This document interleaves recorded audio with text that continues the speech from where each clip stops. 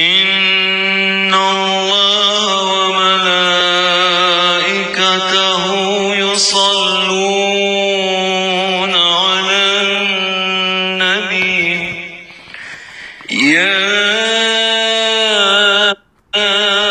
أيها الذين آمنوا صلوا عليه وسلموا تسليما اللهم صل وسلم وبارك عليه وعلى آله اللهم صل على سيدنا محمد عبدك ورسولك النبي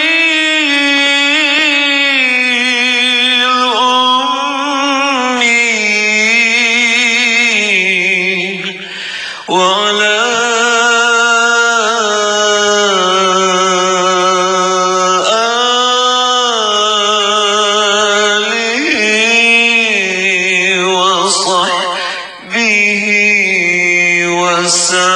وسلم اللهم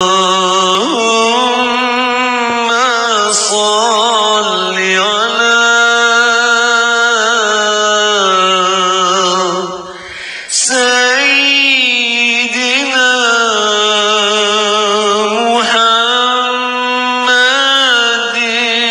محمد عبدك ورسولك النبي الأمي وعلى آله وصحبه وسلم اللهم صل على سيدنا محمد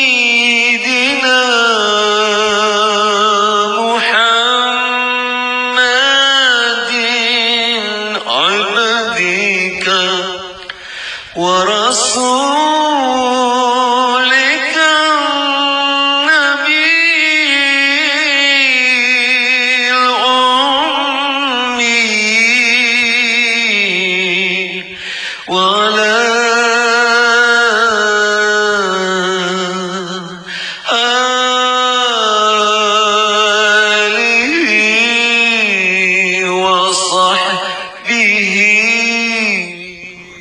وصحبه اللهم صل على سيدنا محمد وعلى آله وصحبه وسلم اللهم صل على سيدنا محمد وعلى آله وصحبه وسلم اللهم صل على سيدنا محمد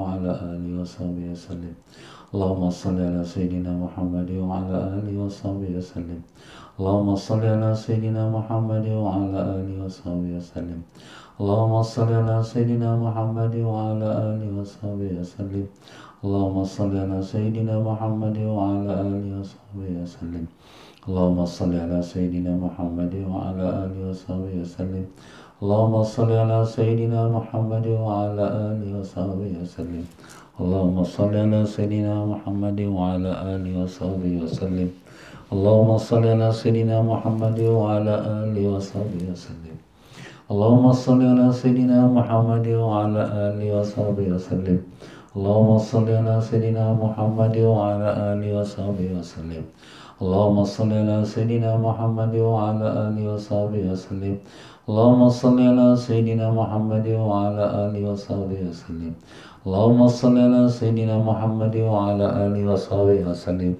اللهم صل على سيدنا محمد وعلى آله وصحبه وسلم. اللهم صل على سيدنا محمد وعلى آله وصحبه وسلم.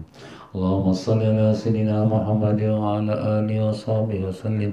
اللهم صل على سيدنا محمد وعلى آله وصحبه وسلم. اللهم صل على سيدنا محمد وعلى آله وصحبه وسلم. اللهم صل على سيدنا محمد وعلى آله وصحبه وسلم. اللهم صل على سيدنا محمد وعلى آله وصحبه وسلم. اللهم صل على سيدنا محمد وعلى آله وصحبه وسلم. اللهم صل على سيدنا محمد وعلى آله وصحبه وسلم. اللهم صل على سيدنا محمد وعلى آله وصحبه وسلم. اللهم صل على سيدنا محمد وعلى آله وصحبه وسلم. اللهم صل على سيدنا محمد وعلى آله وصحبه وسلم. اللهم صل على سيدنا محمد وعلى آله وصحبه وسلم. اللهم صل على سيدنا محمد وعلى آله وصحبه وسلم. اللهم صل على سيدنا محمد وعلى آله وصحبه وسلم. اللهم صل على سيدنا محمد وعلى آله وصحبه وسلم. اللهم صل على سيدنا محمد وعلى آله وصحبه وسلم. اللهم صل على سيدنا محمد وعلى آله وصحبه وسلم. اللهم صل على سيدنا محمد وعلى آله وصحبه وسلم. اللهم صل على سيدنا محمد وعلى آله وصحبه وسلم. اللهم صل على سيدنا محمد وعلى آله وصحبه وسلم. اللهم صل على سيدنا محمد وعلى آله وصحبه وسلم. اللهم صل على سيدنا محمد وعلى آله وصحبه وسلم. اللهم صل على سيدنا محمد وعلى آله وصحبه وسلم. اللهم صل على سيدنا محمد وعلى آله وصحبه وسلم. اللهم صل على سيدنا محمد وعلى آله وصحبه وسلم. اللهم صل على سيدنا محمد وعلى آله وصحبه وسلم. اللهم صل على سيدنا محمد وعلى آله وصحبه وسلم. اللهم صل على سيدنا محمد وعلى آله وصحبه وسلم. اللهم صل على سيدنا محمد وعلى آله وصحبه وسلم. اللهم صل على سيدنا محمد وعلى آله وصحبه وسلم. اللهم صل على سيدنا محمد وعلى آله وصحبه وسلم. اللهم صل على سيدنا محمد وعلى آله وصحبه وسلم. اللهم صل على سيدنا محمد وعلى آله وصحبه وسلم. اللهم صل على سيدنا محمد وعلى آله وصحبه وسلم. اللهم صل على سيدنا محمد وعلى آله وصحبه وسلم. اللهم صل على سيدنا محمد وعلى آله وصحبه وسلم. اللهم صل على سيدنا محمد وعلى آله وصحبه وسلم.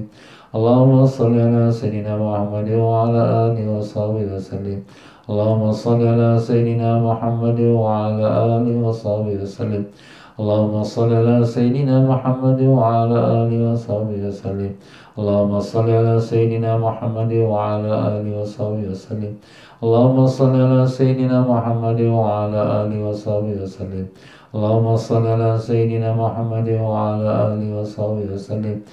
اللهم صل على سيدنا محمد وعلى آله وصحبه وسلم. اللهم صل على سيدنا محمد وعلى آله وصحبه وسلم. اللهم صل على سيدنا محمد وعلى آله وصحبه وسلم. اللهم صل على سيدنا محمد وعلى آله وصحبه وسلم. اللهم صل على سيدنا محمد وعلى آله وصحبه وسلم. اللهم صل على سيدنا محمد وعلى آله وصحبه وسلم. اللهم صل على سيدنا محمد وعلى آله وصحبه وسلم. اللهم صل على سيدنا محمد وعلى آله وصحبه وسلم. اللهم صل على سيدنا محمد وعلى آله وصحبه وسلم. السلام عليك يا رسول الله. السلام عليك يا نبي الله. السلام عليك يا حبيب الله.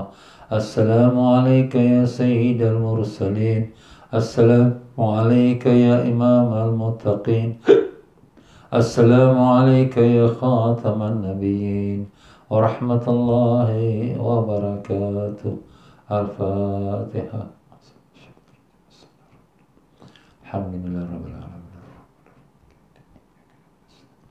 إهدنا الصراط المستقيم. بسم الله الرحمن الرحيم. الحمد لله رب العالمين. اللهم صل وسلم وبارك على سيدنا محمد وعلى آله وصحبه وسلم. اللهم افتح علينا وعلى ذرياتنا فتوح العارفين. اللهم علمنا ما ينفعنا وانفعنا بما علمتنا وزدنا علما. اللهم يا معلم إبراهيم علمنا، يا مفهم سليمان فهمنا. سبحانك لا علم لنا إلا ما علمتنا إنك أنت العليم الحكيم. ولا حول ولا قوة إلا بالله العلي العظيم. إلهنا أنت مقصودنا ورضاك مطلوبنا، أعطنا محبتك ومعرفتك. وصلى الله على سيدنا محمد وعلى آله وصحبه وسلم. الحمد لله رب العالمين.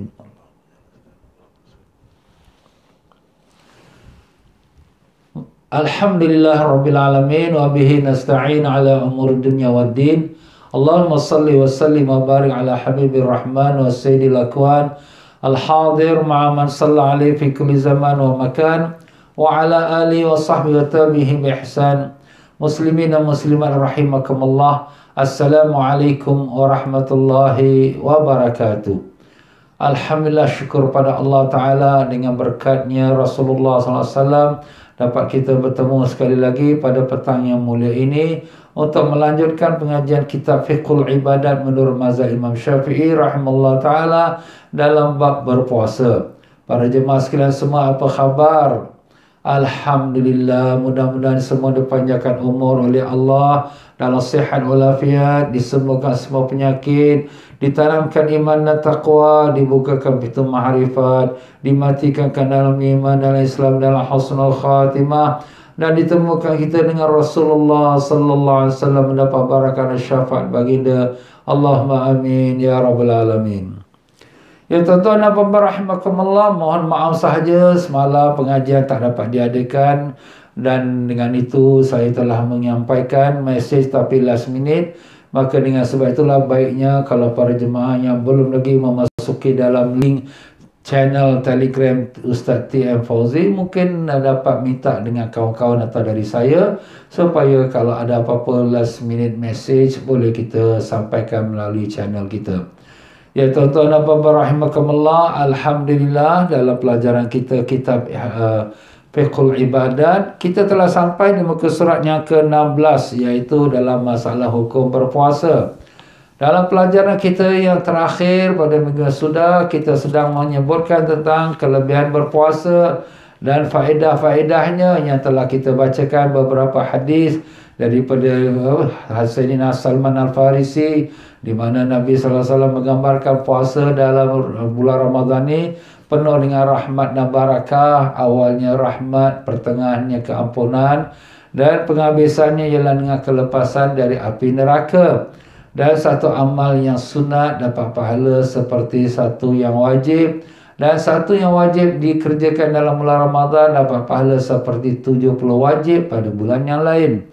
Masya Allah. Dan kalau orang tahu apa tu kelebihan bulan Ramadan, menurut saya manusia akan bermohon supaya dijadikan sepanjang tahun bulan Ramadan. Masya Allah, bukan hanya satu bulan, tapi 12 bulan semua dijadikan Ramadan. Yalah, begitulah kalau orang tahu ya. Tapi malangnya banyaknya tak tahu. Jadi dengan sebab itulah kita telah sebutkan bahawa haram kalau sekira orangnya nak cepat-cepatkan habis Ramadan. Cepat-cepat habis Ramadan, itu haram, kerana Ramadan merupakan bulan yang disucikan dan dimuliakan Allah. Kita pula nak minta dipercepatkan. Kalau dengan kita tahu hukumnya, maka kita boleh terkeluar daripada Islam, kerana itu merendahkan akan syiar agama Allah. Kalau kita tidak tahu hukumnya, maka itu dikirakan haram, berdosa kita. Ya tuan-tuan dan puan-puan rahimakumullah, masuk kita di dalam muka surat yang ke-16 ya. Muka surat yang ke-16, di mana tuan pengarang kita, marilah sama-sama kita hadiahkan suratul Fatihah kepada junjungan besar Nabi kita Rasulullah SAW dan sekalian ahli keluarganya dan para sahabatnya, dan juga kepada sekalian para tabi'in dan tabi'in dan para alim-alim ulama, para masyayikh, para guru-guru kita yang telah menyampaikan agama dari satu masa ke satu masa, khususnya Imam Syafi'i rahimahullah ta'ala, yang kita berpegang pada mazhabnya, dan demikian juga guru demi guru sampailah kepada guru kita, yaitu pengarang kitab ini yang bernama Habib Sayyid Muhammad Amin bin Idris bin Abdullah bin Umar bin Syekh Abu Bakar bin Salim, yang berguru pada Habib Zain bin Ibrahim bin Zain bin Semit, yang kedua-dua mereka itu masih lagi hidup di kota Madinah Munawwarah. Semoga Allah Ta'ala panjangkan kedua-dua mereka umur mereka dalam sihat walafiat, dan diberikan mereka rahmat dan dilindungi mereka daripada segala perkara yang tak diingini. Dan demikian semoga Allah Ta'ala merahmati rohnya sekalian para guru-guru kita, para masyayikh kita, para alim-alim ulama kita, dan semoga Allah Ta'ala tingkatkan derajat-derajat mereka, dan semoga Allah Ta'ala kurniakan kita keberkahan ilmu mereka sehingga dapat kita faham dan dapat kita amalkan. Dengan niatnya tersebut kita baca suratul Fatihah. A'udzubillahi minasyaitonir rajim. Alhamdulillahirabbil alamin. Iyyaka na'budu wa iyyaka nasta'in. صراط الذين أنعمت عليهم غير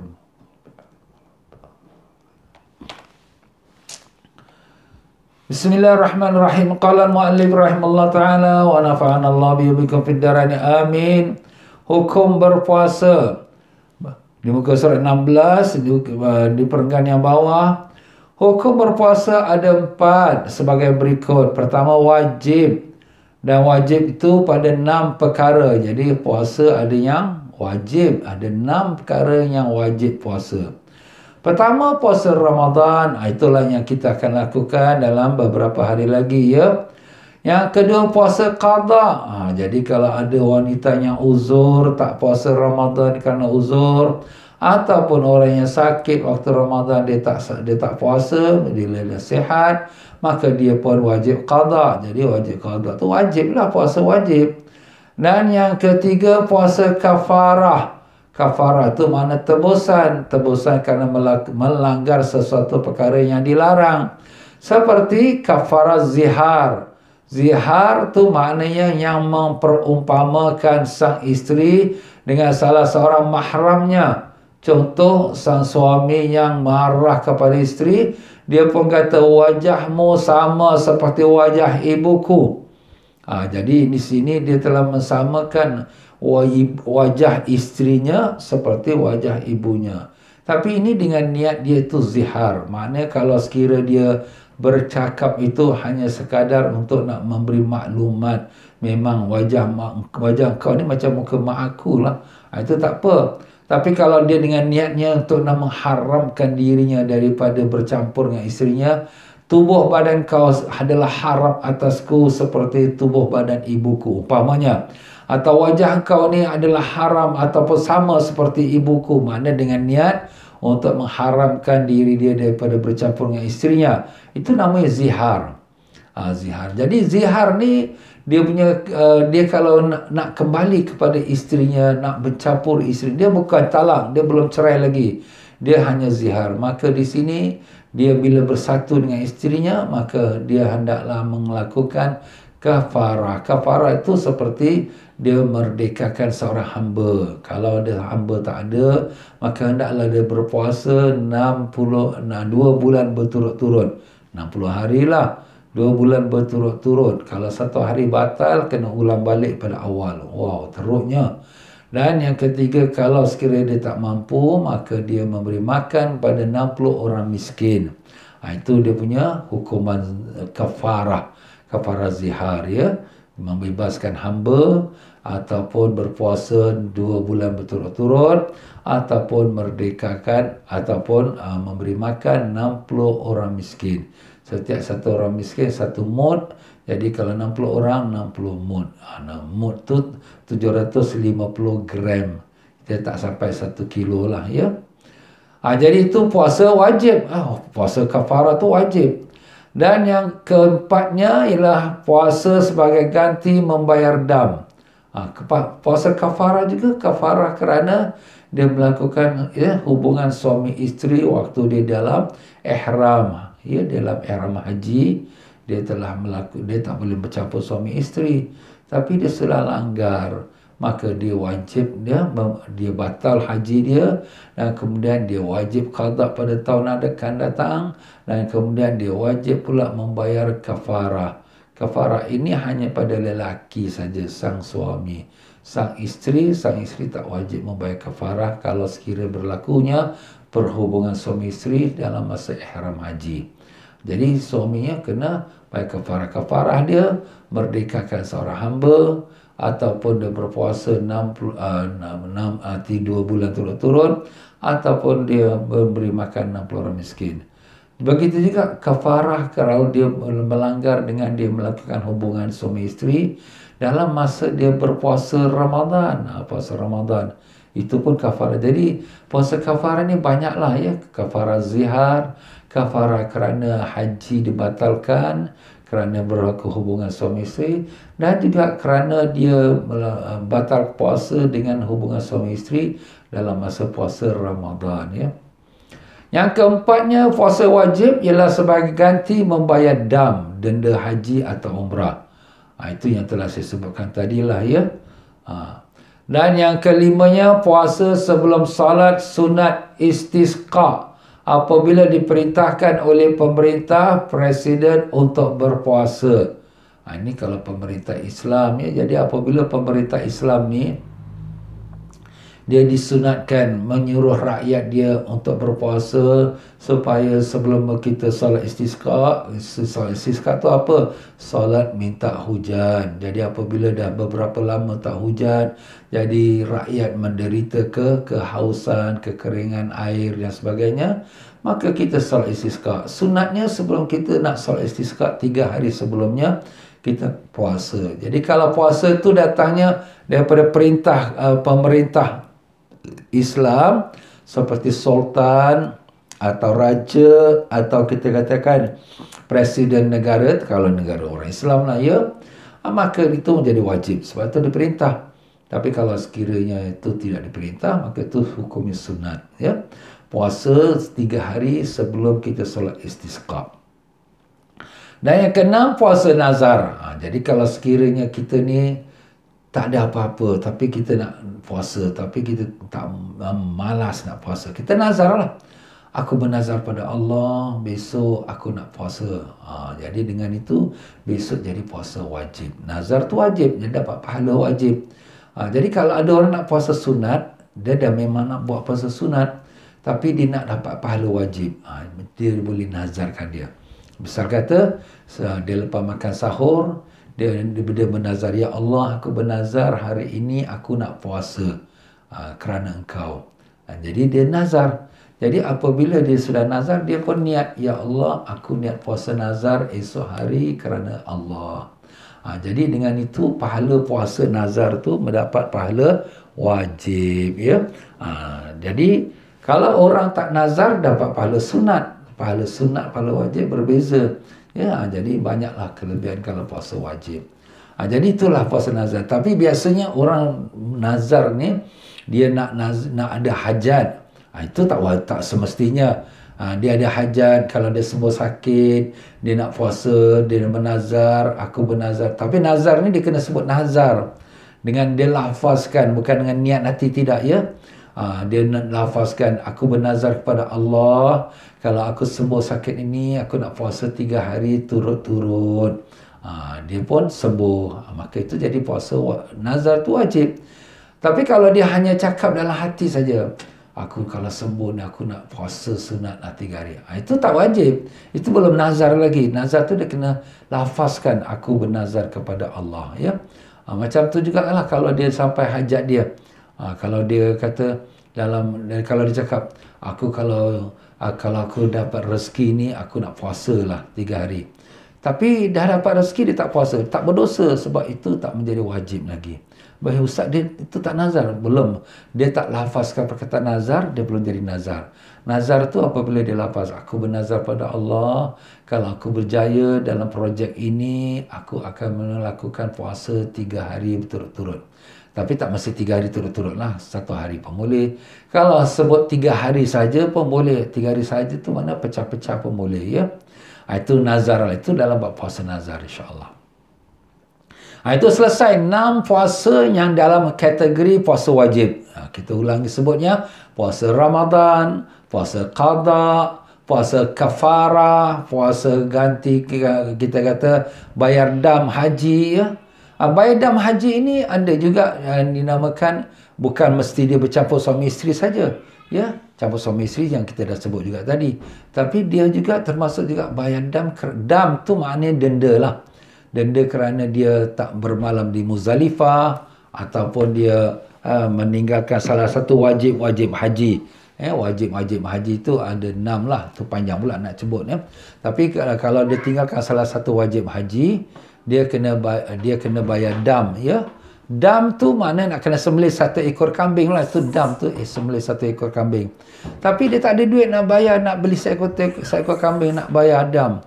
Maka dia berpuasa. Ya, dia berpuasa. Kalau dia tak mampu juga berpuasa, baru diberi makan kepada orang miskin. Ya, itu pun kalau lihat pada dia punya kemampuan lah. Ya. Itu panjanglah bab cerita dam, nanti kita akan bab haji tu. Ya. Dan yang kelima, puasa sunat yang istisqa, iaitu 11 sembahyang istisqa yang diperintah oleh pemerintah. Dan yang keenam, puasa nazar. Baik, masuk kita di muka surat 17, perkara yang kedua, sunnah. Puasa yang sunat. Jadi puasa sunat tu ada 3 bahagian. Pertama, puasa yang disunatkan setiap tahun sekali. Jadi setahun sekali kita buat, iaitu puasa hari Arafah. Jadi puasa hari Arafah tu jatuhnya pada hari Arafah. Hari Arafah ialah hari orang wukuf di Arafah. Ya. Itu yang puasa sunat Arafah. Ya. Habis Ustaz, kalau kita kalender kita ni ada berbeza dengan kalender di Mekah ni macam mana? Orang Mekah dia wukuf Arafah hari Rabu. Kalender kita tulis hari Khamis. 9 Zulhijjah. Hari Arafah tu 9 Zulhijjah lah. Jadi yang lebih afdal kita ikut kalender orang wukuf di Arafah. Sebab namanya Arafah tu ialah hari wukufnya orang di Arafah. Itulah sebab namanya puasa Arafah. Ya. Tapi ada juga khilaf ulama. Ya. Di mana kita berada, kat situlah kita puasa ikut kalender kita. Ya. Allahu a'lam. Tapi yang afdalnya kita puasa ikut kalender orang wukuf di Arafah.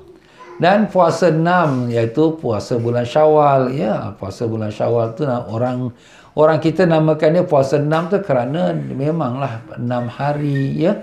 Tapi bila kita niat tu, kita tak niat aku besok puasa 6. Tidak. Aku niat besok puasa sunat Syawal. Ya. Dan puasa Tasu'a. Tasu'a tu maknanya hari yang ke-9. Dan puasa Ashura. Ashura tu hari yang ke-10. 10 Muharram. Jadi kalau sekiranya kita nak puasa 10 Muharram, afdalnya sehari sebelumnya, iaitu 9 Muharram kita puasa. Menggandingkan dengan hari yang ke-10. Kerana orang Yahudi, dia puasa hari Ashura, 10 Muharram. Jadi Nabi memerintahkan kita supaya menyalahi cara orang Yahudi. Jadi orang Yahudi puasa 1 hari je, 10 Muharram. Jadi kita kalau boleh puasa 9 dan 10. Ataupun 10 dengan 11. Kalau sekiranya tak dapat kerana tak sihat atau apa-apa sebab, kita puasa hari 10 saja pun tak apa. Tapi sunat lah. Ini semua sunat setahun sekali. Ada juga puasa yang sunatnya setiap bulan sekali. Setiap bulan sekali itu seperti puasa pertengahan bulan. Itu yang dinamakan Ayyamul Bait. Puasa hari-hari putih. Puasa hari putih itu kenapa dinamakan hari putih? Kerana dia tanggal 13, 14 dan 15 ikut kalender Islam. Jadi pada malam 13, 14, 15 bulan mengambang. Jadi terang benerang. Jadi namalah harinya tu hari-hari putih. Ya, Ayyamul Bait. Jadi itu sunat. Itu memang dalam hadis Nabi berpesan pada Sayyidina Abu Hurairah radhiyallahu an. Abu Hurairah mengatakan, "Ausani habibi bi thalathin." Kekasih aku, iaitu Nabi, telah mewasiatkan padaku 3 perkara. Jangan ditinggalkan. Pertama, sembahyang witir sebelum tidur. Kalau kita dia tidak tidur, kita bangun tahajud, sembahyang witir pun boleh, itu lebih afdal. Tapi kalau kita takut tak bangun, kita witir sebelum tidur. Dan sembahyang sunat duha 2 rakaat. Duha tu antara terbit matahari sampai ke zuhur ya. Paling tidak 2 rakaat. Kalau dapat lebih lagi bagus ya. Ini semua bab-bab sembahyang sunat akan kita cerita nantilah ya. Dan yang ketiganya ialah puasa 3 hari sebulan. Itulah 3 hari tu tengah bulan. 13, 14, 15. Ini pesanan Nabi kepada si Abu Hurairah. Maknanya apa yang dimaksudkan di situ ialah pesanan kepada kita juga. Karena itu pesanan Nabi kepada sahabatnya. Dan pada akhir bulan 28, 29, 30. Dan jika jumlahnya 29, maka ditambahkan hari yang pertama dari bulan berikutnya. Jadi kita puasa akhir bulan 28, 29, 30. Kalau bulan tu hanya 29 hari, maka hari yang ketiga tu ialah 1 hari bulan depan pula. Itulah yang dilakukan dan yang disunatkan. Ini sebulan sekali. Yang setahun sekali dah kita sebut, sebulan sekali pun kita sebut. Dan puasa yang disunatkan setiap minggu sekali, iaitu puasa hari Senin dan Khamis. Jadi Nabi SAW selalu puasa Senin Khamis kerana pada Senin Khamis ni amalan diangkat kelak kepada Allah. Dan Nabi mengatakan, aku suka aku punya amalan diangkat ketika aku berpuasa. Itu bagus orang yang kuat, yang sihat, bagus ya kalau dapat amalkan puasa Senin Khamis, Senin Khamis. Kalau setidak-tidaknya hari Senin sahaja. Nabi SAW pun memperbanyakkan puasa hari Senin. Sahabat bertanya, ya Rasulullah, kenapa kami lihat engkau banyak puasa hari Senin? Nabi menjawab, karena hari itulah aku dilahirkan dan hari itulah aku diwahyukan. Yang pertama. Jadi Nabi SAW bergembira dengan hari lahirnya dan Nabi berpuasa. Jadi kita pun menunjukkan, melahirkan rasa gembira dengan maulidi Rasul, dengan kelahiran Nabi kita Rasulullah SAW. Walaupun kelahiran baginda telah berlalu lebih dari 1400 tahun, tetapi kegembiraan itu masih berkekalan. Kenapa? Kerana kelahiran Nabi itulah membawa Islam, dan Islam itulah nikmat Allah sampai hari ini dan sampai bila-bila. Bahkan itulah nikmat yang paling besar sekali, nikmat Islam dan nikmat iman. Kita ada satu dunia harta pun, tapi kalau tak ada iman, tak ada Islam, tak ada gunanya. Mati besok kena bakar dalam neraka. Na'udzubillah, dan kekal selamanya dalam neraka. Nak buat apa? Ya, itulah dia tuan-tuan, puasa sunat. Ada puasa sunat setahun, berulang-ulang setahun sekali. Ada yang berulang-ulang sebulan sekali. Ada yang berulang-ulang tiap-tiap minggu sekali atau 2 kali. Itulah dia puasa-puasa sunat. Dan termasuk juga puasa sunat setahun sekali seperti kita puasa nisfu Sya'ban ya, yang baru lepas malam kan, puasa sunat 5 nisfu Sya'ban yang kita dah bacakan hadis Nabi sallallahu alaihi wasallam perintahkan qumu lailaha wa sumu naharaha, iaitu diri ibadat kamu pada malam nisfu Sya'ban dan puasa pada siang hari nisfu Sya'ban. Itulah kita lalui ya semalam.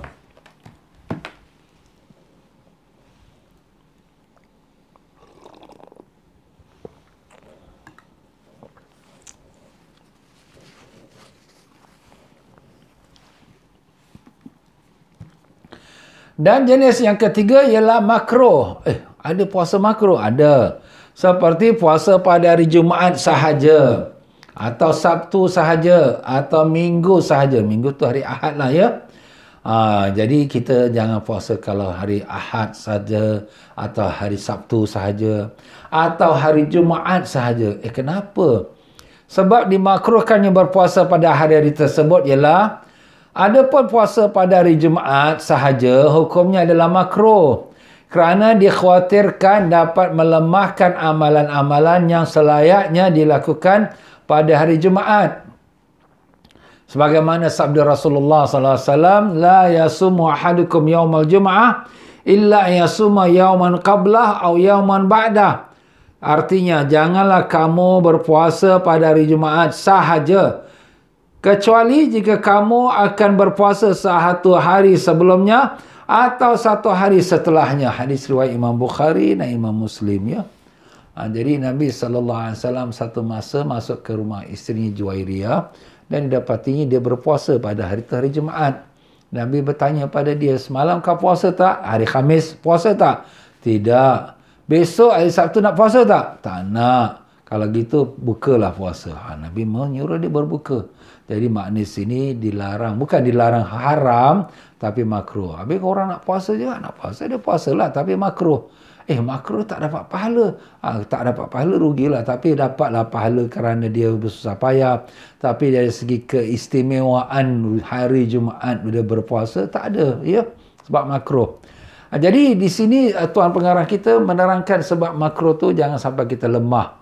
Kita nak banyak berdoa, nak baca surah Kahfi, nak baca selawat. Jadi ini semua amalan yang dianjurkan pada hari Jumaat. Tapi bila kita puasa hari Jumaat sahaja, maka kita dah lemah. Jadi kita dah tak kuat, jadi makruh. Tapi di sisi para alim ulama ada juga antara sebabnya. Sebabnya kerana Jumaat ni sangat mulia. Bahkan dia dinamakan dia Aidul Mu'minin, iaitu hari raya orang yang beriman. Jadi hari raya kita ni bukan hanya pada hari raya Idul Fitri, Idul Adha sahaja, bahkan itu hari raya setahun sekali, tetapi kita ada hari raya setiap minggu, iaitu hari Jumaat. Hari Jumaat tu hari raya kita. Subhanallah, kita banyakkan ibadat, banyakkan selawat, banyakkan zikir. Namun dia kalau dia puasa sendirian hari Jumaat saja, mana dia tak diberikan penghormatan. Bagi dia begitu tinggi, dia mesti diapit. Makna diapit tu diiringi bersama. Macam pengantin. Pengantin kalau datang seorang saja, ni pengantin dia seorang saja. Kenapa tak ada orang nak apit ke dia? Tak ada orang nak iring dia. Jadi macam tu ibaratnya. Jadi Jumaat tu begitu mulia, mesti ada di samping dia tu ada hari yang bersama dia puasa. Kalau kamu puasa hari Khamis, hari Jumaat silakan. Tapi kalau hari Khamis tak puasa, hari Jumaat, Sabtu silakan. Tapi kalau Sabtu pun tidak, Jumaat saja, lebih baik jangan puasa. Sebab itu makruh. Melainkan kalau kebetulan puasa dia tu puasa Nabi Daud AS. Macam mana puasa Nabi Daud? Nabi SAW mengatakan, sebaik-baik puasa, seabdal-abdal puasa ialah puasa Nabi Allah Daud AS. Ada seorang sahabat, dia ni kuat beribadat pada Allah Ta'ala. Tiap-tiap hari dia puasa. Sampai kering badan dia, kurus badan dia. Jadi Nabi kata dengan dia, kau jangan banyak puasa sunat. Kau puasa satu bulan sekali sudah. Dia kata, ya Rasulullah, aku boleh lebih lagi pada tu. Nabi kata, puasa Senin Khamis. Dia kata, ya Rasulullah, aku boleh lebih pada tu lagi. Dia memang kuat semangat ibadat ni, puasa dia. Maka Nabi kata, sebaik-baik puasa, puasa Nabi Daud. Satu hari puasa, satu hari buka. Satu hari puasa, satu hari buka. Itu akan kita sebut juga dalam bab-bab puasa sunat, ya. Kebetulan hari dia buka, hari Khamis, dan hari dia puasa hari Jumaat. Ini puasa hari Jumaat. Itu memang dia punya rutin dia. Dia berselang-seling. Jadi macam mana pun satu kali mesti terkena juga hari Jumaat. Sebab hari ada 7, jadi dia selang-selang satu hari buka, satu hari puasa, satu hari buka, satu hari puasa, terkena juga dengan hari Jumaat. Minggu ni tak kena, minggu depan dia akan kena. Jadi itu tak mengapa, itu memang dah kebetulan dia, ya. Tapi kalau dia hanya puasa hari Jumaat sahaja dengan tanpa ada sebab-sebab tertentu, maka dia makruh lah, ya, kalau tidak diiringkan dia. Di muka surat 18, iaitu puasa pada hari Sabtu sahaja atau hari Minggu, hari Ahad sahaja. Hukumnya adalah makruh. Kenapa makruh? Kerana orang-orang Yahudi mengagungkan hari Sabtu dan orang Nasrani mengagungkan hari Ahad. Jadi itu hari keagungan Yahudi dan Nasrani. Jadi kalau begitu, kita kalau nak puasa, puasalah, ya, hari Jumaat dengan Sabtu. Ataupun diiringkan Sabtu dengan Ahad atau Ahad dengan Senin. Tapi semata-mata Ahad saja, jangan. Semata-mata Sabtu saja, jangan. Dia kena ada berganding, ya. Habis Ustaz, Sabtu Ahad kita puasa, itu berganding tak apalah. Tapi jangan kita kalau kita singlekan dia sahaja, Sabtu saja atau Ahad saja. Dalam hadis Nabi sallallahu alaihi wasallam bersabda, la tasumu yaumas sabt illa fima turida alaikum. Janganlah kamu berpuasa pada hari Sabtu kecuali atas hari yang telah diwajibkan untuk kamu berpuasa. Ya, kalau hari memang diwajibkan kita berpuasa, macam mana hari diwajibkan kita berpuasa? Jadi umpama kalau kita puasa wajib seperti kita puasa nazar, kebetulan jatuh pada hari Sabtu atau Ahad, ataupun kita puasa itu memang kebetulan kita puasa selang-seling yang kita dah sebut tadi, puasa Nabi Daud, kan, terkena hari Sabtu, terkena hari Ahad. Lain halnya jika digabung dengan satu hari sebelumnya atau satu hari setelahnya, maka hukumnya adalah tidak makruh. Tapi yang baiknya kalau kita gabungkan sejumaat dengan Sabtu, ya, ataupun Ahad dengan Senin. Tapi kalau Sabtu Ahad itu ada khilaf ulama juga, ya, sebab Sabtu Ahad dua-dua tu adalah hari kebesaran orang-orang Yahudi dan orang-orang Nasrani, ya. Jadi lebih baiknya kita gabungkan dia dengan sebelumnya, iaitu hari Sabtu dengan Jumaat, atau sesudahnya hari Ahad dengan hari Senin. Itu kalau kita nak puasa lah. Puasa. Habis kalau kita puasa qada, Ustaz, ini puasa qada kita kata wajib. Ini yang kita sebut ni tentang puasa sunat, ya. Kalau puasa qada tu kebetulan ini dah masuk Ramadan dah, Ramadan aku ni belum qada lagi, yang Ramadan baru ni lagi 7 hari. Ya Allah, lagi 7 hari kau ni sepanjang tahun dulu makan minum tak puas-puas. Ini dah masuk Ramadan yang kedua baru kau nak nak qada. Ya Allah, ini pun kadang-kadang pun ada orang take it very easy. Tak apa. Sekali nak dekat masuk Ramadan baru dia nak puasa qada. Habis macam mana Ustaz lah Sabtu Ahad? Tak apalah, itu yang wajib. Yang kita sebut ni sekarang ni ialah yang puasa sunat. Puasa wajib dia tidak ada hukum makruh pada hari mana pun, tak ada. Pada wajib macam sembahyang qada lah. Sembahyang qada, kita sembahyang lepas asar, sembahyang lepas subuh pada waktu haram. Waktu haram habis sembahyang qada. Qada wajib. Silakan. Tapi kalau nak puasa, nak sembahyang sunat lepas subuh, no. Lepas asar, no. Tak boleh sembahyang sunatnya. Itu yang sunatnya. Di muka surat 18 lagi, puasa yang haram pula. Haram. Terbagi menjadi 2 bahagian. Iaitu haram dan sah, dan haram tapi tidak sah. Ada haram tapi sah juga puasa. Sepuasanya seorang isteri tanpa izin suami. Suami ada di dalam rumah, mana tak berpergian, tak bermusafir, dan isteri tu puasa tanpa izin suami, hukumnya haram. Tapi Ustaz, sah tak puasa saya? Puasa yang sah kalau cukup syarat, tapi haram. Apa makna haram? Berdosa. Habis kalau berdosa, nak buat apa kalau ada puasa bukan dapat pahala, dapat dosa. Penat saja, dah lah tak makan, tak minum, dah letih, dah longlai dah. Tapi tak dapat pahala, dapat dosa. Itulah dia. Kau tak minta izin dengan suami. Kalau suami itu ada dalam rumah, maksud dalam rumah ni dalam negeri lah, tak ke mana-mana. Kenapa Ustaz tak boleh kita puasa dengan tanpa izin suami? Sebab isteri itu memang dijadikan Allah sebagai untuk nak melayani suami. Jadi kalau sang suami itu teringin dengan isterinya, isteri kita, bang saya puasa. Alamak kau ni, aku nak dengan kau puasa pula. Kan dah jadi keinginan suami itu tak tercapai dengan keadaan isteri yang demikian. Tapi kalau isteri itu dah siap-siap dah kita, bang saya nak puasa esok hari, boleh tak bang? Okey, aku izinkan. Dia dah izinkan, tak apa. Sampailah suami itu nak juga campur dengan isteri dia dalam keadaan isteri puasa. Alah bang dah bagi saya izin dah puasa, habis bang nak dengan saya juga lagi. Nanti sabarlah dulu. Jadi isteri tak derhaka. Sebab apa? Sebab dia sudah dapat izin dengan suami. Tetapi kalau sekiranya suaminya tu tak ada dalam negeri, umpama sering musafir lah. Ini zaman Covid memang tak boleh musafir lah. Tapi andai kata kalau suami tu musafir dan tak ada dalam negeri, habis Ustaz nak kena minta izin tak? Tak payah, ya. Itu hanya kerana nak menunaikan hak suami kalau dia beringinkan sama kita waktu kita dalam negeri. Tapi kalau suami itu tak ada dalam negeri, tak minta izin pun tak apa, sebab itu tak ada mengurangkan hak suami. Itu dia maksud dia. Jadi itulah isteri-isteri yang salihah, kalau nak betul-betul nak mendapat pahala puasa, minta izin suami dia, ya. Jangan terus puasa, dia minta izin suami. Yang kedua, haram dan tidak sah. Ini lagi berat. Dahlah puasa, berdosa, tak dapat pahala, dan puasa pun tak sah juga. Masya Allah. Ada 5 masalah.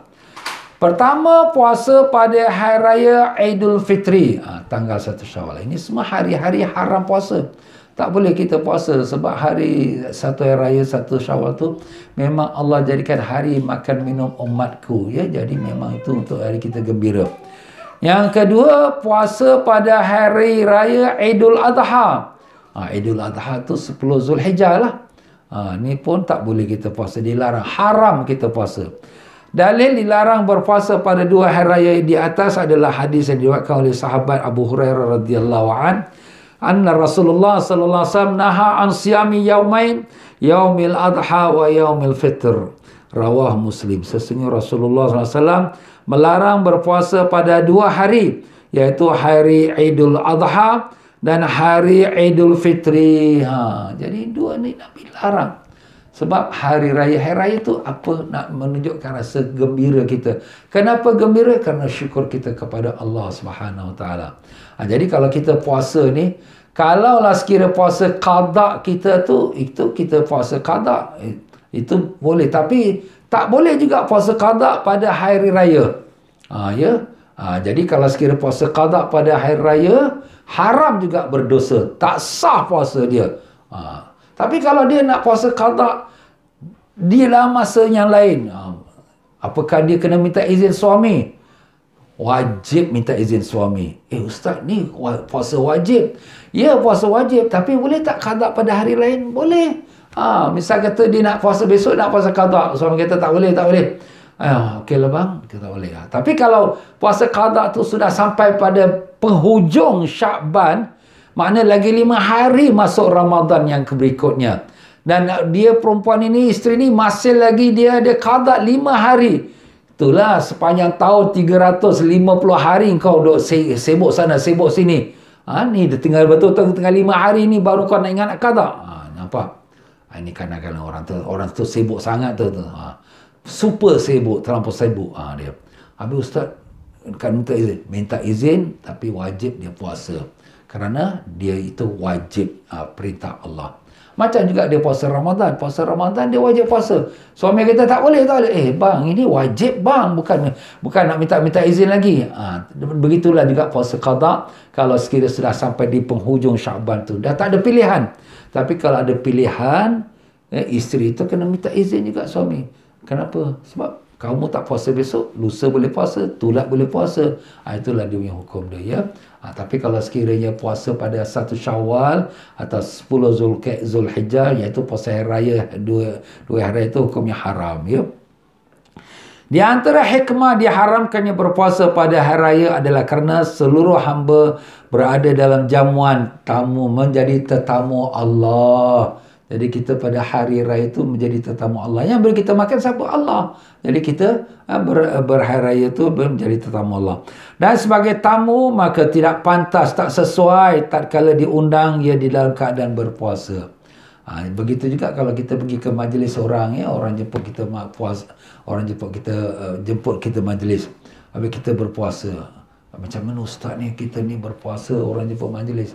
Ini kalau sekira puasa sunat biasa-biasa saja, kita boleh qada lah. Maafnya, kita boleh kabulkan permintaan tuan rumah kita memakan jamu.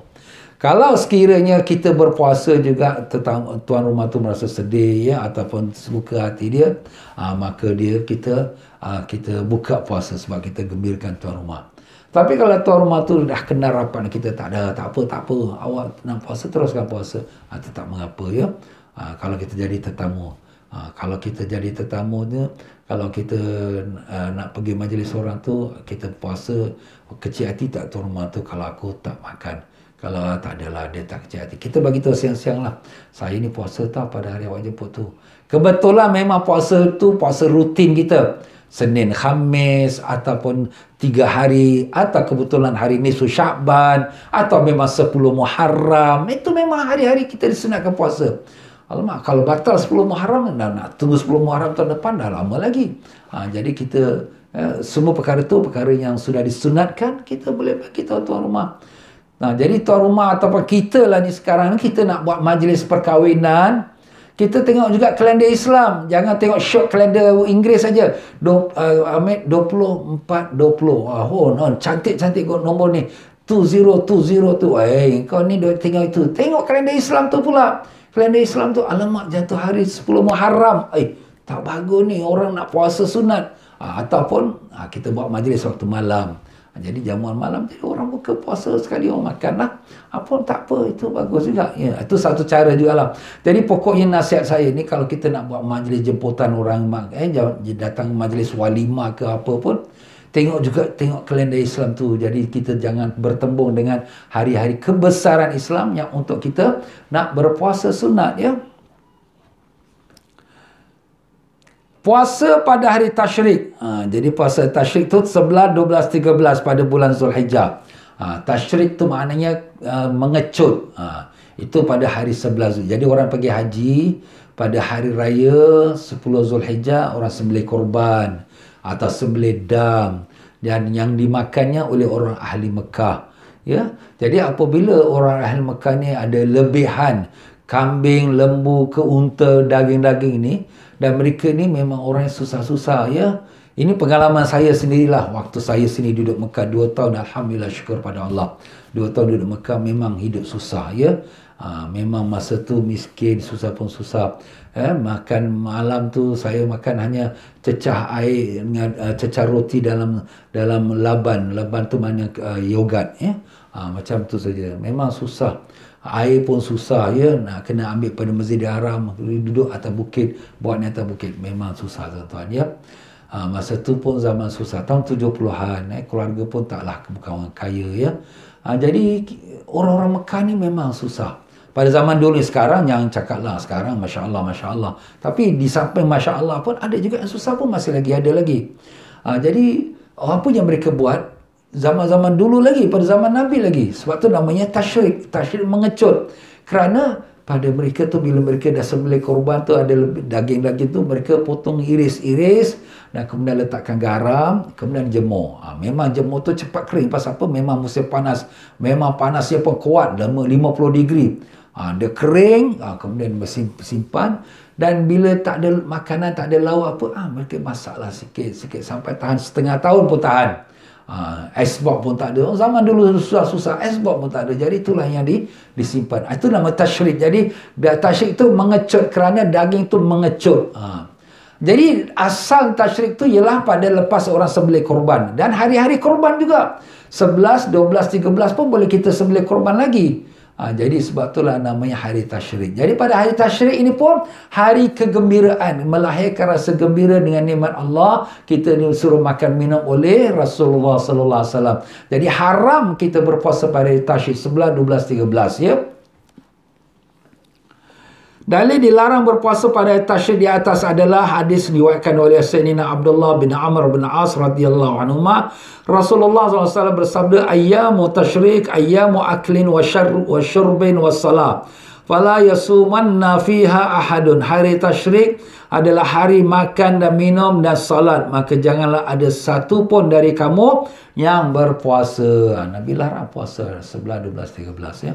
Tapi nanti dalam bab haji kita adalah special lagi perbicaraan tentang puasa. Kalau dia nak bayar dam, dia kena bayar dengan puasa. Jadi ada perbicaraan khas.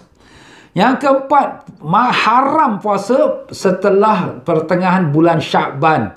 Dari hari ke-16 sampai akhir bulan. Ini diharamkan puasa. Ustaz, daripada 16 Sya'ban, lepas pada nisfu Sya'ban lah. Kerana ada dalam hadis Nabi melarang kita puasa selepas pada nisfu Sya'ban. Jadi hari 16. Bila hari 16? Hari ni lah. Hari ni jangan puasa. Jadi saya pun tak puasa juga. Jadi saya nak minum air sikit. Boleh, ya?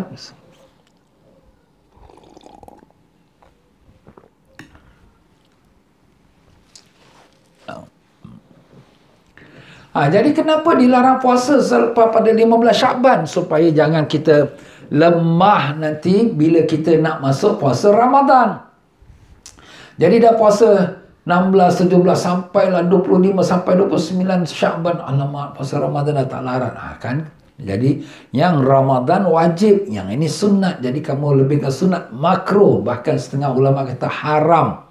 Ini dalam kitab kita dia tulis haram. Tapi pada setengah kitab ditulis makruh. Pokoknya itu tak dianjurkan. Bahkan tak digalakkan. Melainkan kalau orang yang memang puasa rutin. Puasa rutin tu macam mana? Macam dia puasa Senin, Khamis, Senin, Khamis. Bila dah jatuh Senin, Khamis. Lepas pada 16 Sya'ban. Itu tak apa. Itu memang rutin dia. Rutin tu mana dah kebiasaan dia. Ataupun orang yang puasanya berterusan. Rejab, Syakban sampai Ramadan. Ustaz, ada ke orang buat macam? Ada. Bahkan sahabat Nabi pun ada yang buat macam tu juga. Jadi perkara tu memang dibolehkan. Bahkan ada dalam kitab-kitab ulama kita. Nanti kita akan sebutkan juga insya-Allah. Jadi kalau orang tu dah terbiasa, kekuatan dia ada, stamina dia ada. Jadi bagi dia tak ada apa-apa. Aku puasa macam biasa, tak ada apa. Tak makan pagi tengah hari tak kisah. Jadi orang tu dah terbiasa, tak apa. Tapi kalau kita yang tak ada rutinnya, tak ada biasanya untuk puasa Senin Khamis, tiba-tiba lepas nisfu Syakban baru nak puasa Senin Khamis, makruh. Ada setengah ulama kata haram seperti dalam buku kita ini. Yang kelima daripada haram puasa ialah pada hari Syak, iaitu hari 30 pada bulan Syakban. 30 pada bulan Syakban. Apabila sebahagian muslimin melihat hilal, iaitu bulan sabit, anak bulan lah kita kata, anak bulan Ramadan, akan tapi masih diragukan, atau yang melihat termasuk orang-orang yang tidak diterima kesaksiannya di hadapan hakim, seperti anak kecil dan perempuan. Jadi di sini ada dia punya kait dia punya ikatan dia. Diharamkan puasa hari Syak. Hari Syak tu apa? Ragu-ragu lah. Ragu-ragu, dah masuk Ramadan ke belum ni? Dah masuk Ramadan ke belum? Itu ragu-ragu. Kenapa ragu-ragu? Kerana ada orang kata dia nampak anak bulan. Kalau betul dia nampak anak bulan, besok 1 Ramadan. Tapi kalau tak betul, besok 30 Syakban. Tapi betul ke orang tu nampak anak bulan? Sekali panggil dia, dia ni macam pula. Ini tak boleh nak percaya. Tapi tak boleh nak percaya pun mungkin betul juga. Itu jatuh syak. Ataupun orang yang melihat anak bulan tu, orang yang tak cukup syarat. Seperti budak yang nampak. Alamak, budak ni kata, aku nampak anak bulan. Tak nampak anak bulan ke, nampak belon ke, tak tahu. Budak. Tapi mungkin dia nampak. Tapi mungkin benda lain pula. Jadi ragu-ragu. Syak kan? Itu nama sebabnya nama syak. Ataupun orang perempuan, satu perempuan yang melihat anak bulan. Ustaz, saya nampak anak bulan. Demi Allah saya nampak. Tapi orang perempuan ni kalau dia nak jadi saksi, dia tak boleh dah satu, dia kena ada 2 orang. Kalau orang lelaki 1 orang saksi, okey boleh. Tapi kalau orang perempuan jadi saksi, dia tak boleh satu, kena ada 2 orang. Kenapa Ustaz ni? Kenapa Ustaz ada 2? So orang perempuan ni, maaf kata, dia ni mudah sikit terpengaruh. Mudah terpengaruh macam mana? Orang bagi sikit, aku bagi kau gelang emas, kau cakap lah, kena nampak anak bulan. Tapi taklah semua orang perempuan macam tu. Tapi ini kebimbangan tu ada. Sebab tu orang perempuan kalau jadi saksi, mesti ada 2 orang perempuan. Orang lelaki cukup 1, tapi orang perempuan mesti 2. Jadi satu orang perempuan saya mengatakan, Ustaz, saya nampak anak bulan. Jadi tak cukup syarat. Kalau gitu besok ni, imma dia 1 Ramadan atau imma dia tu 30 Syakban. Jadi itu hari Syak, maka itu haram puasa. Tapi kalau sekiranya orang tak ada yang menampak anak bulan, tak ada satu pun buat klaim, dan memang ikut kalender, dan memang dah mufti pergi tengok anak bulan, memang tak ada nampak anak bulan pun. Ikut kalender hisab pun memang tak ada bulan, tak ada anak bulan yang timbul, dan memang 30 Syakban. Maka kalau hari itu kita puasa, tidaklah dinamakan hari Syak. Taklah haram, ya. Tapi kalau kita nak puasa pada hari itu, lebih baiknya tidak. Kerana apa? Kerana kita tidak sambungkan puasa wajib dengan sunat. Melainkan kalau kita yang sudah rutin puasa terus daripada Rejab, kemudian Syakban, terus sambung Ramadan. Boleh ke Ustaz dia sambung? Boleh. Ya. Itu pada setengah pendapat ulama. Ada ulama yang katakan lebih baik kita pisahkan. Tapi tak mengapa. Ya, kalau nak pisah-pisah, kalau nak sambung-sambung. Sebab apa? Dia tak puasa pada hari Syak. Yang haram kalau dia puasa pada hari Syak. Itu dia. Jadi tak semua 30 Syakban tu hari Syak. Ya. Tapi hari Syak ialah hari 30 Syakban. Allahuakbar.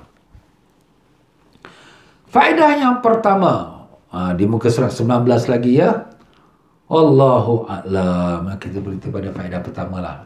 Masa ni cemburu betul dengan kita. Ya tuan-tuan dan puan-puan rahimakumullah. Jadi hari ni kita sudah 16 surat Syakban ya. Lagi 2 minggu lagi kita akan menyambut Ramadan ya. InsyaAllah mudah-mudahan kita diberikan Allah kekuatan kesihatan, banyak umur dalam amal ibadat. Ya Allah, berkatkanlah kami dalam bulan Sya'ban yang sakit baki ini, dan temukan kami dengan bulan Ramadan dalam sihat walafiat, dalam iman dan taqwa. Dapat kami mengerjakan ibadat puasa Ramadan dengan sesempurna yang mungkin. Ya Allah, bantulah kami ya Rahman, bukakanlah pintu ma'rifat kepada kami ya Allah. Ampun dan maafkanlah segala kesalahan kami, dosa kami yang telah lalu ya Rahim, dengan berkat syafaat Nabi Rasulullah SAW. Amin amin ya rabbal alamin.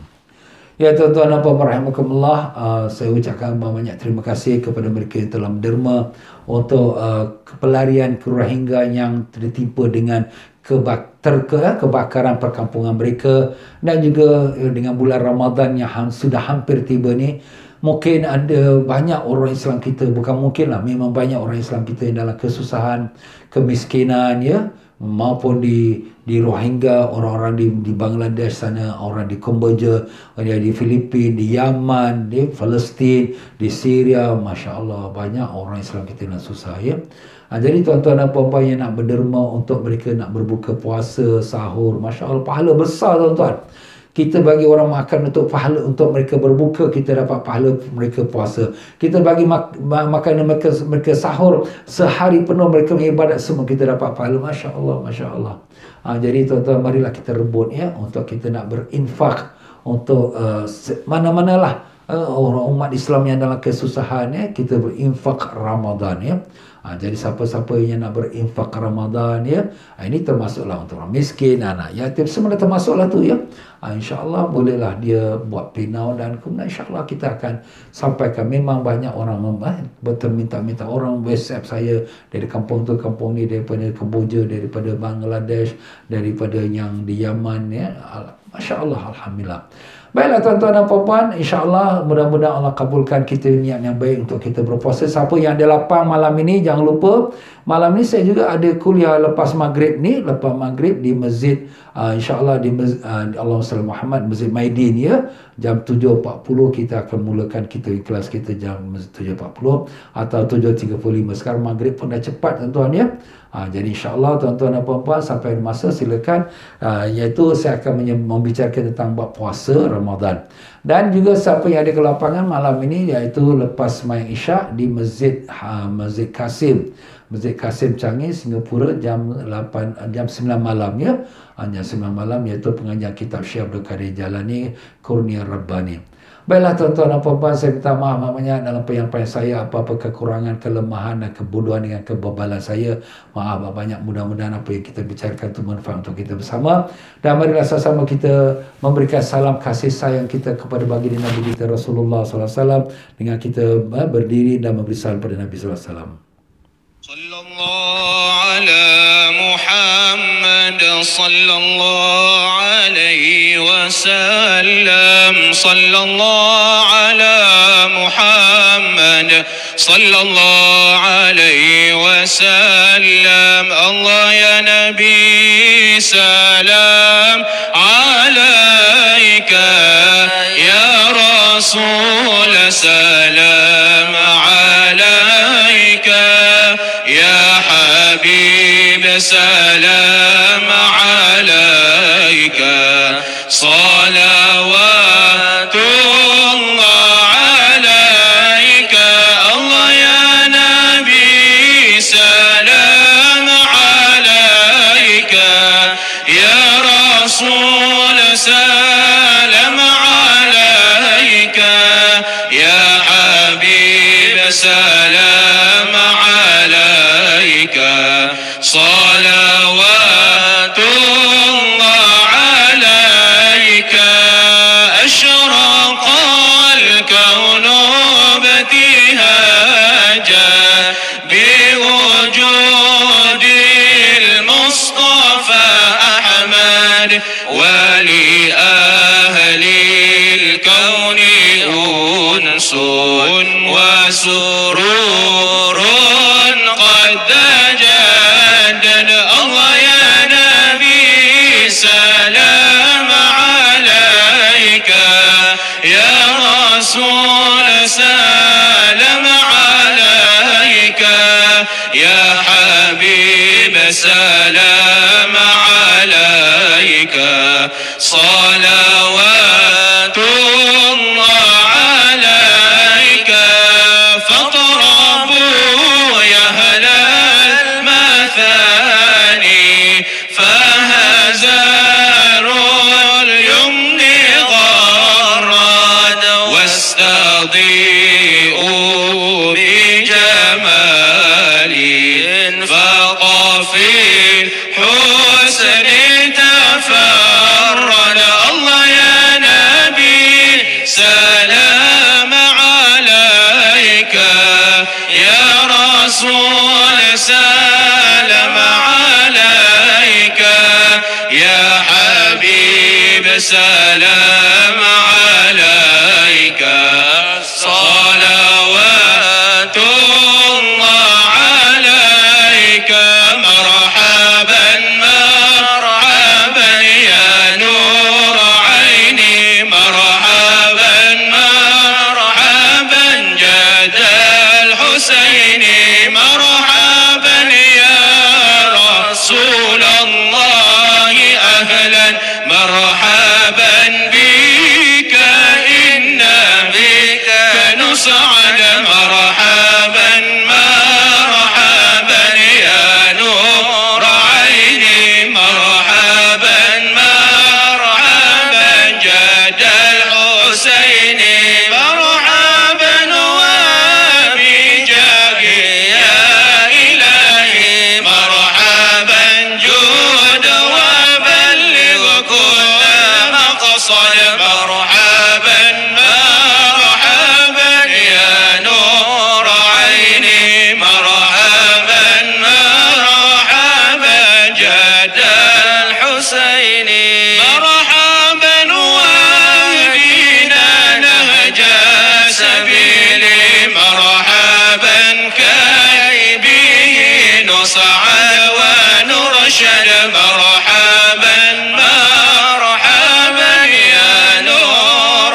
عيني مرحبا مرحبا جد الحسين ربي فاغفر لي ذنوبي يا الله ببركة الهادي محمد يا الله ربي فاغفر لي ذنوبي يا الله ببركة الهادي محمد يا الله ربي بلغنا بجاهي يا الله في جوار خير مقعد يا الله ربي فاغفر لي ذنوبي يا الله ببركة الهادي محمد يا الله وصلاة الله تغشى يا الله أشرف الرسل محمد يا الله ربي فاغفر لي ذنوبي يا الله ببركة الهادي محمد يا الله وسلام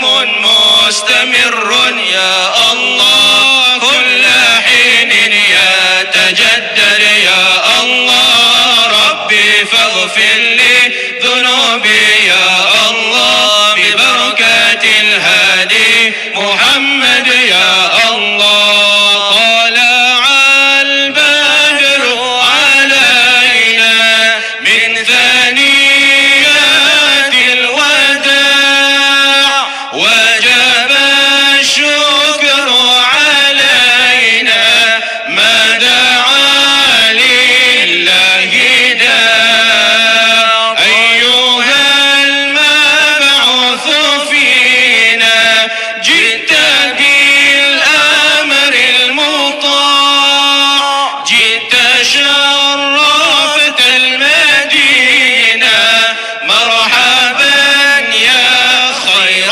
داع طلع البدر علينا من ثنيات الوداع وجب الشكر علينا ما دعا لله داع صلى الله على محمد صلى الله عليه وسلم صلى الله على صلى الله عليه وسلم صلى الله على محمد صلى الله عليه وسلم اللهم صل وسلم وبارك عليه وعلى آله. Sekian saja wabillahi taufiq wal hidayah. Wassalamualaikum warahmatullahi wabarakatuh.